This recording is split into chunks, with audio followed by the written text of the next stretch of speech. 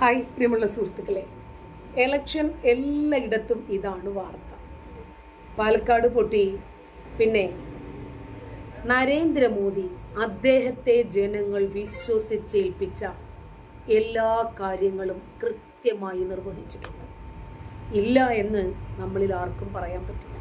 കാരണം അദ്ദേഹത്തിൻ്റെ ഭരണ നൈപുണ്യവും മികവും കേരളത്തിലെ മാധ്യമങ്ങളൊന്നും റിപ്പോർട്ട് ചെയ്യില്ല എന്ന വസ്തുത നമുക്കറിയാം. പക്ഷേ ഇന്ന് നമ്മളൊക്കെ വാർത്തകൾക്ക് വേണ്ടി ആശ്രയിക്കുന്നത് ഓൺലൈൻ മീഡിയകളെയാണ്. ആ മീഡിയകളിലൂടെ നമുക്ക് ചില യാഥാർത്ഥ്യങ്ങൾ ബോധ്യപ്പെടുകയും ചെയ്യും. നിർഭയം ചില സത്യങ്ങൾ നമ്മളോട് തുറന്നു പറയേണ്ടവർ തുറന്നു പറയുക തന്നെ ചെയ്യും.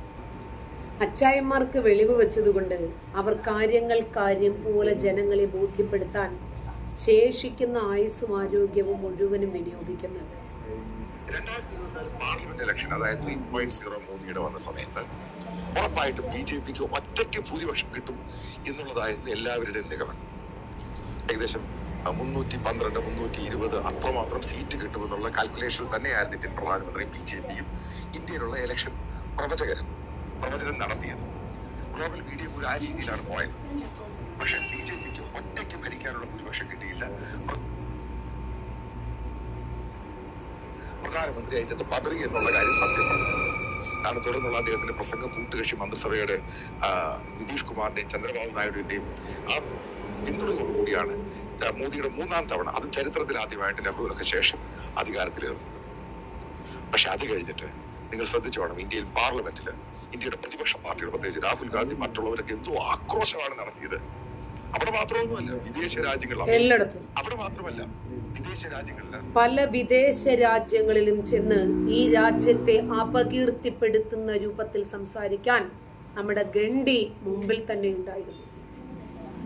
അമേരിക്കയിലും മറ്റ് രാജ്യങ്ങളിലൊക്കെ പോയി വളരെ മോശമായിട്ട് ഇന്ത്യയെ പറ്റി, ഇന്ത്യൻ പ്രധാനമന്ത്രിയെ പറ്റി വളരെ വളരെ വളരെ ഹീനമായ കാര്യങ്ങൾ, വെറും കള്ളത്തരങ്ങൾ മാത്രം സ്പ്രെഡ് ചെയ്തു. കാരണം ഇവിടെയുള്ള ചില യൂണിവേഴ്സിറ്റി സ്റ്റുഡൻസിനൊക്കെ ചോദിച്ചു കഴിഞ്ഞപ്പോൾ രാഹുൽ ഗാന്ധി എന്തോ തലയ്ക്ക് ബോധമില്ലാത്ത രീതിയിലാണ് പലതും പറഞ്ഞുകൊണ്ടിരുന്നത്.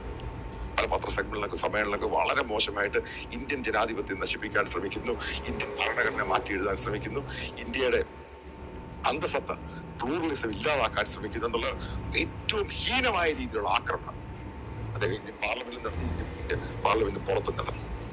അവർക്ക് കിട്ടിയ ഏറ്റവും വലിയ മറുപടിയാണ് ഹരിയാന ഇലക്ഷനും മഹാരാഷ്ട്ര ഇലക്ഷനും. രണ്ടിടത്തും BJP പരാജയപ്പെട്ടതാണ്. പക്ഷെ ഇനി കാൽക്കുലേഷൻ, വോട്ടിംഗ് പെർസെന്റേജ് വെച്ച് നോക്കാം. അത് രണ്ടും കൂടെ കാൽക്കുലേറ്റ് ചെയ്യുമ്പോൾ പിന്നീട് UPയിൽ നടന്ന ഇപ്പോഴത്തെ മിഡ് ടൈം പോളും കാൽക്കുലേറ്റ് ചെയ്യുമ്പോൾ BJP എന്ന പാർട്ടി ഒറ്റയ്ക്കുള്ള ഭൂരിപക്ഷത്തിന് മുകളിലോട്ട് പോയി. അതായത് നരേന്ദ്രമോദി അജയ്യനായിട്ട് തിരിച്ചു വന്നു. അതാണ് അദ്ദേഹത്തിന്റെ ഇന്നത്തെ പ്രസംഗം ഞാൻ ലൈവ് കേട്ടപ്പോൾ മനസ്സിലായത്. അത് മനസ്സിലാക്കേണ്ട സംഭവമുണ്ട്. കഴിഞ്ഞ 10 വർഷം 11 വർഷം എടുത്താൽ നമ്മൾ എന്ത് ചെയ്തും കാൽക്കുലേറ്റ് ചെയ്ത് നോക്കണം. ഇന്ത്യയിലെ പുരോഗതിയിലോട്ടും ഇന്ത്യയുടെ സാമ്പത്തിക പുരോഗതി, ഇവിടെയുള്ള ജനങ്ങളുടെ ലൈഫ് സ്റ്റൈല് എല്ലാം അടിമുടി മാറി. തന്നെയുമല്ല, നമ്മുടെ രാജ്യത്തിന്റെ പുരോഗതി, വളർച്ച, മറ്റ് രാജ്യങ്ങളുമായിട്ട് ടൈപ്പ് ഉണ്ടാക്കി തൊഴിലവസരങ്ങൾ, വിദ്യാഭ്യാസ മേഖലകൾ, നമ്മുടെ നാട്ടിലെ അധികം ആളുകളും എബ്രോഡിൽ പോയി പഠിക്കുന്നു. ഏതാണ്ട് യൂണിവേഴ്സിറ്റികൾ പോലും ടൈപ്പാക്കാൻ നരേന്ദ്രമോദി വിചാരിച്ചപ്പോൾ സാധിച്ചിട്ടുണ്ട്. അയൽ രാജ്യങ്ങൾ തമ്മിലുള്ള വാണിജ്യ ബന്ധങ്ങൾ, അയൽവാസി ബന്ധങ്ങൾ എല്ലാം അടിത്തറ പാകിയിട്ടുണ്ട് ഇക്കഴിഞ്ഞ 10-11 വർഷങ്ങളിൽ. ഇവിടെയുള്ളവരുടെ ബിസിനസ് ഇനി proud to be an Indian എന്ന രീതിയിലാക്കിയെടുത്തത് ഉറപ്പായിട്ടും നരേന്ദ്രമോദിയാണ്. അതിന് BJPക്ക് വലിയ പങ്ക് വഹിക്കുക. കാരണം ആ പാർട്ടിയിൽ നിന്നാണ് അദ്ദേഹം വന്നിരിക്കുന്നത്. അപ്പൊ അങ്ങനെ ഒരാളെ താഴ്ത്തിക്കെട്ടുവാൻ ഈ രാഹുൽ ഗാന്ധി ഇവിടുത്തെ പ്രതിപക്ഷ പാർട്ടികളും ശ്രമിച്ചപ്പോൾ അതിന് ജനങ്ങൾ കൊടുത്ത അടിയാണ് ഇത്. ബേസിക്കലി മഹാരാഷ്ട്രയിലും ഹരിയാനയിലും ഇവിടെയൊക്കെ കിട്ടിയത് ശരിക്കുള്ള അടിയാണ് കിട്ടിയത്. മനസ്സിലാക്കിയ എല്ലാ കമ്മ്യൂണിറ്റി ഒരുമിച്ചാണ് വോട്ട് ചെയ്തിരിക്കുന്നത്. ഇനി നിങ്ങൾക്ക് അറിയാണ്ട് മറ്റൊരു പോയിന്റാണ്, UPയിൽ പോലും സമാജ്വാദി പാർട്ടിക്ക് ഭൂരിപക്ഷം കിട്ടാനിടവന്ന് ലോക്സഭാ ഇലക്ഷനിൽ. കാരണം ആരും പ്രതീക്ഷിക്കാത്ത രീതിയിലാണ് അവർ മുന്നേറിയത്. ഇവിടെയൊക്കെ പറഞ്ഞൊരു സംഭവമുണ്ട്, ജാതി രാഷ്ട്രീയം. ജാതി സെൻസസ് നടത്തണം, അത് നടത്തണം, ഇത് നടത്തണം. അതായത് വീണ്ടും ഇന്ത്യ ജാതി കൊണ്ട് വിഭജിക്കുവാൻ വേണ്ടി ശ്രമം നടത്തി വലിയ രീതിയിൽ. നമ്മൾ അപ്പോഴും സാമ്പത്തിക സംവരണമാണ് അനിവാര്യമെന്ന് പറഞ്ഞിട്ടാണ് നമ്മൾ മാധ്യമങ്ങളിലൂടെ അഭിപ്രായങ്ങൾ രേഖപ്പെടുത്തിയത്. പക്ഷെ ചില ആളുകൾക്ക് ജാതി സംവരണമാണ് വേണ്ടത്. കാലാകാലങ്ങളായി ജാതിയുടെ പേരിലുള്ള ആനുകൂല്യങ്ങൾ ഇവർ അനുഭവിച്ചു വരുവാണ്. അതിന്റെ എത്രമാത്രം തോതിലാണ് അവർ അനുഭവിക്കുന്നത് എന്ന് അവർക്കറിയാം. അപ്പൊ സാമ്പത്തിക സംവരണം കൊണ്ടുവന്നാൽ ഇവർ ഇന്ന് അനുഭവിച്ചു കൊണ്ടിരിക്കുന്ന പല ആനുകൂല്യങ്ങളും ഇവർക്ക് നഷ്ടപ്പെടും. BJP പാർട്ടിക്കകത്തുള്ള പല MP-മാരും നേതാക്കന്മാരും എന്നോട് സംസാരിച്ചിട്ടുണ്ട്. അവർക്ക് ഈ ജാതി സെൻസസുമായിട്ട് മുന്നോട്ട് പോകാൻ താല്പര്യമുണ്ട്. ആ കാര്യത്തിൽ മോദി എതിർപ്പാണ്, BJP എതിർപ്പാണ്. പക്ഷെ അവിടെയൊക്കെ ഇന്ത്യ ഒരുമിച്ച് നിർത്തുക, ഇന്ത്യയുടെ കമ്മ്യൂണിറ്റി ഒരുമിച്ച് നിർത്തുക, ജാതിയായിട്ട് നമ്മൾ വിഭജിച്ച് പോകരുത്. അതിനുവേണ്ടി പ്രധാനമന്ത്രി BJPയുടെ സീനിയർ ലീഡേഴ്സ് ശ്രമിച്ചു എന്നുള്ളത് സത്യമാണ്. ചില ലീഡേഴ്സ് അതിനോട് വിയോജിച്ചു. ഇപ്പൊ മഹാരാഷ്ട്രയിലാണ് കണ്ടത് ഏറ്റവും കൂടുതൽ ജാതി രാഷ്ട്രീയമായിട്ട് ബന്ധപ്പെട്ട പ്രകടനങ്ങളും പ്രക്ഷോഭങ്ങളും ഒക്കെ നമ്മൾ കണ്ടതാണ്. പിന്നെ ചാട്ടുകളുടെ ഇഷ്യൂ, അത് മറ്റൊരു ഇഷ്യൂ, കമ്മ്യൂണിറ്റി ഇഷ്യൂ ആണ്. പിന്നെ കർഷക ഇഷ്യൂ, ഇതെല്ലാം ഉയർത്തിപ്പിടിച്ച് ആലോചിക്കുക, വല്ലാത്ത രീതിയിൽ ഇന്ത്യൻ പ്രധാനമന്ത്രിയെ മൂന്നാമത്തെ ടൈം കഴിഞ്ഞപ്പോൾ ആക്രമിക്കാൻ ശ്രമിച്ചു. അതിനൊക്കെ ജനം കൊടുത്ത മറുപടിയാണിത്. ഇനി ഉണ്ടാകാൻ പോകുന്നത് അതായത് മൂന്നാമത്തെ ടൈം എന്ന് പറയുന്നത് രണ്ടാമത്തെ ടൈമിനേക്കാളും ശക്തമായിരിക്കും. ഞാൻ നേരത്തെ പറഞ്ഞു. എന്തുകൊണ്ടാണ് ശക്തമാകുന്നത്? പല ക്രൂഷ്യൽ ബില്ലുകൾ വരാൻ പോവുകയാണ്. പ്രധാനപ്പെട്ട 2-3 ബില്ലുകൾ മാറ്റിവെച്ചു. അതായത് കർഷക ബില്ല് മാറ്റിവെച്ചത് വിഡ്രോ ചെയ്തു.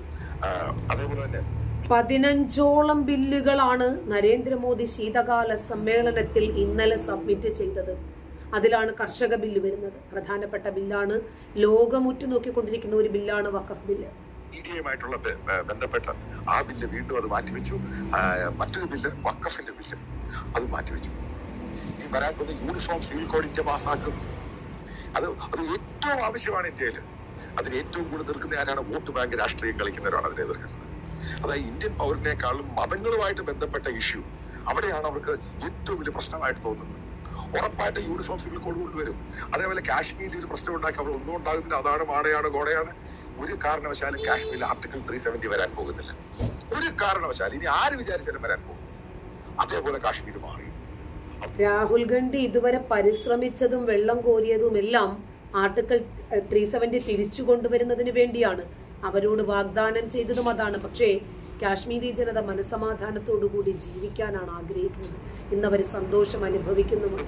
അവിടെ ചില വെടിവെപ്പുകൾ ഉണ്ടാകുന്ന ഈ തീവ്രവാദികൾ പ്രശ്നം ഉണ്ടാക്കാൻ ശ്രമിക്കുമ്പോഴൊക്കെ ഈ പ്രതിപക്ഷ പാർട്ടികളുടെയൊക്കെ ട്വിറ്ററിലുള്ള അവരുടെ സോഷ്യൽ മീഡിയയിലുള്ള ഇവരുടെയൊക്കെ സ്റ്റേറ്റ്മെന്റ് കാണണം. വളരെ മോശമായിട്ടുള്ള രീതിയിൽ മനസ്സിലാക്കുക. ഇന്ത്യൻ ആംഡ് ഫോഴ്സ് ആണ് അവിടെ ഫൈറ്റ് ചെയ്യുന്നത്. അവിടെ ഒരു മൊറാൽ ഡൗൺ ചെയ്യുന്ന രീതിയിലാണ് ഇവർ ഓരോ സ്റ്റേറ്റ്മെന്റുകൾ കൊടുത്തുകൊണ്ടിരിക്കുന്നത്. ഇവിടെ ആര് ഇന്ത്യ ഭരിച്ചാലും അവരാരും ടച്ച് ചെയ്യാത്ത സംഭവമാണ് ഇന്ത്യൻ ഡിഫൻസ് ആണെങ്കിലും ആംഡ്. കാരണം അവരാണ് അതിർത്തി നോക്കുന്നത്. അവരാണ് ഈ ലോ ഇന്റൻസിഫൈ വാർ ആണെങ്കിലും എല്ലാവരും ഹാൻഡിൽ ചെയ്യുന്നത്. ഉറപ്പായിട്ട് എത്രയോ പേര് അവർ കൊല്ലപ്പെട്ടിട്ടുണ്ട്. ഇന്ത്യക്ക് വേണ്ടി ജീവിതവും കൊടുത്തിട്ടുണ്ട്. അപ്പൊ അതിനെ ഒന്ന് റെസ്പെക്ട് ചെയ്യാതെ കള്ളത്തരങ്ങളും കപടതകളും മാത്രം ഓരോന്നായിട്ട് നിരത്തും. അതായത് ഇന്ത്യയെ വിഭജിക്കാൻ വരുന്ന പലർക്കും വേണ്ടി കൂട്ടുപിടിക്കും. ഈ പല വിദേശ ശക്തികളും ഇന്ത്യക്ക് എതിരായിട്ട് വന്നു. ചൈനയ്ക്കും പാകിസ്ഥാനും പോലും അനുകൂലമായിട്ട് ഇവിടെ സ്റ്റേറ്റ്മെന്റ് ഇന്ത്യയുടെ റെസ്പോൺസിബിൾ ആയിട്ട് പ്രതിപക്ഷ പാർട്ടികളുടെ നേതാക്കൾ കൊണ്ടുവന്നു. ഇവിടെ എല്ലാം ഇവരുടെ ടാർഗറ്റ് എന്ന് പറയുന്നത് മോദി മാത്രമാണ്, വേറെ ആരും. കാരണം അവരെപ്പോൾ മോദി മാറിയാൽ കാരണം മോദിയാണ് ഇന്ത്യ മുന്നോട്ട് നയിക്കുന്നത്. അതുകൊണ്ടാണ് ഒവൈസി പറഞ്ഞത് നരേന്ദ്രമോദി എന്നും ആ പ്രധാനമന്ത്രി കസേരയിൽ ഇരിക്കില്ല, യോഗി ആദിത്യനാഥ് എന്നും UP ഭരിക്കില്ല. ഇവര് രണ്ടുപേരും ആ കസേര വിട്ടൊഴിയുന്ന ഒരു ദിവസം വരും. അന്ന് ഞങ്ങൾ ഈ സ്വതന്ത്ര ഭാരതത്തെ ഇസ്ലാം മത രാജ്യമാക്കി മാറ്റും. അപ്പോൾ അവര് രണ്ടുപേരുമാണല്ലേ ഇവരെ ഇസ്ലാമിക രാജ്യമാക്കുന്നതിൽ നിന്നും മാറ്റി നിർത്തുന്നത്, തടയുന്നത്. മോദി മാറുന്ന ഇവരുടെ കളികളൊക്കെ നടക്കും. ഇതാണ് ഇഷ്യൂ. അതിവിടെ ഇന്ത്യയുടെ ഇൻഫ്രാസ്ട്രക്ചർ, ഇന്ത്യയുടെ അടിസ്ഥാന സൗകര്യം കഴിഞ്ഞ 10 വർഷം കൊണ്ടുണ്ടായത് കഴിഞ്ഞ 60 വർഷം കൊണ്ട് കോൺഗ്രസിന് കൊടുക്കാൻ പറ്റാത്തതാണ്. അതേപോലെ ഇന്ത്യക്കാരുടെ ലൈഫ് സ്റ്റൈൽ കഴിഞ്ഞ 60 വർഷങ്ങൾ ഇന്ത്യയെ പിന്നോട്ടടിച്ച എല്ലാ മേഖലകളിലും ഇക്കഴിഞ്ഞ 10-11 വർഷം കൊണ്ട് നരേന്ദ്രമോദി ഇന്ത്യക്ക് തനതായ ഒരു സ്ഥാനമുണ്ടാക്കി. ഭരിച്ചു മുട്ടിച്ചവർക്ക് അത് കണ്ടാൽ സഹിക്കുമോ? എത്രമാത്രമാണ് മാറ്റം ഉണ്ടായത്. അതുപോലെ കോവിഡ് പാൻഡമിക് അതിന് ഏറ്റവും ശക്തമായ രീതിയിൽ ഓവർകം ചെയ്ത രാജ്യമാണ്, ഏറ്റവും പോപ്പുലേഷൻ ഉള്ള രാജ്യമായ ഇന്ത്യ. പല സന്ദർഭങ്ങളിലും ഇന്ത്യയെക്കാളൊക്കെ വളരെ മുന്നിൽ നിൽക്കുന്ന ഗ്ലോബൽ GDP 2ാം സ്ഥാനം നിൽക്കുന്ന ചൈനയെ പോലും ചില സെഗ്മെന്റിൽ നമുക്ക് പിറകിലാക്കുവാൻ സാധിച്ചു. അതായത് ഇന്ത്യയുടെ ലീഡർഷിപ്പാണ് ഇതിന്റെ കാരണം. അത് മനസ്സിലാക്കുക. ഓരോ സമയത്ത് ഓരോ വിഷുവിനും ദീപാവലിക്കും ഓരോ ദിവസം ബോംബ് സ്ഫോടനം അത് കംപ്ലീറ്റ് ആയിട്ട് നിർത്തലാക്കി. ഇന്ത്യയിൽ നിന്ന് ഓപ്പറേറ്റ് ചെയ്യുന്ന കാശ്മീരിൽ ഇപ്പോൾ പൊട്ടിത്തെറികളില്ല. പാകിസ്ഥാൻ ചൈന ബോർഡറുകളിൽ ഇന്ത്യയെ ആക്രമിക്കുന്നില്ല. എന്താണ് കാരണം? അതാണ് മോദി പവർ. വിഘടനവാദികളും തീവ്രവാദികളും ഇന്ത്യയിൽ ഓടിച്ചു. അവൻ പാകിസ്ഥാനിൽ ചെന്ന് ഒളിച്ചിരിക്കാതെ അവിടെ ചെന്ന് കൊല്ലാൻ തുടങ്ങി.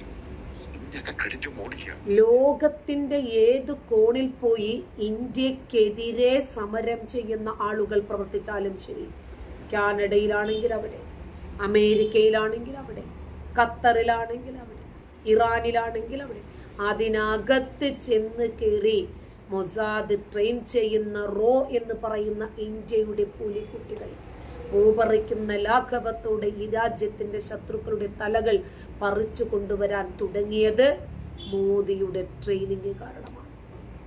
നന്ദി.